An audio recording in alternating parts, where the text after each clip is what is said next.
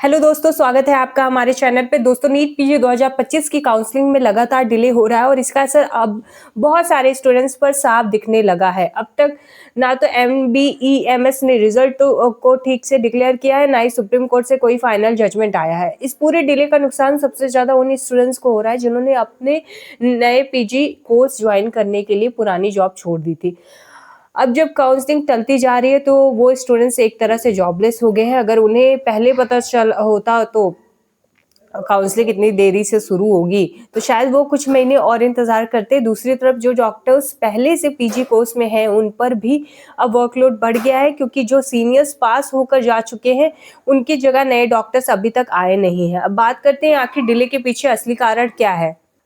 क्या सब सिर्फ एनबीईएमएस के खिलाफ चल रहे ट्रांसपेरेंसी केस की वजह से ऐसा हो रहा है? जी नहीं दोस्तों, इसके पीछे कई वजह हैं।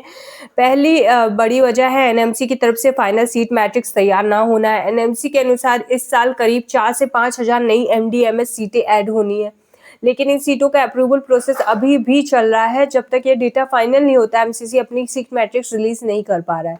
दूसरा कारण है स्टेट काउंसलिंग का एमसीसी पर निर्भर होना।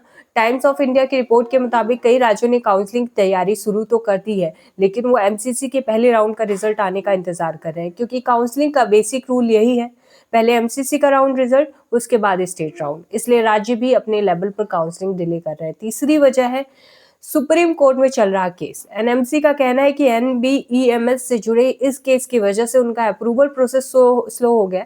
जब तक कोर्ट में क्लैरिटी नहीं आती, वे फाइनल डेटा और सीट्स की लिस्ट जारी नहीं करेंगे। तो दोस्तों, तीनों ओर से अलग अलग बयान आ रहे हैं। स्टेट अथॉरिटी कहती है एनएमसी तैयार नहीं है, डीएमई कहता है सीट मैट्रिक्स इनकम्प्लीट है, और एमसी कहता है कि कोर्ट केस के कारण सब रुका हुआ है। इन तीनों कारणों से सबसे बड़ा फैक्टर है सीट मैट्रिक्स और अप्रूवल प्रोसेस में देरी। जब तक यह फाइनल नहीं होता, काउंसलिंग शुरू होना मुश्किल है।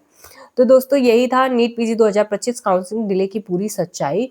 और अगर आपको हमारी पेड काउंसलिंग चाहिए, आपकी कोई क्वेरीज है, तो आप स्क्रीन पे दिए गए कॉन्टैक्ट नंबर पे कॉन्टैक्ट कर सकते हैं या व्हाट्सअप कर सकते हैं।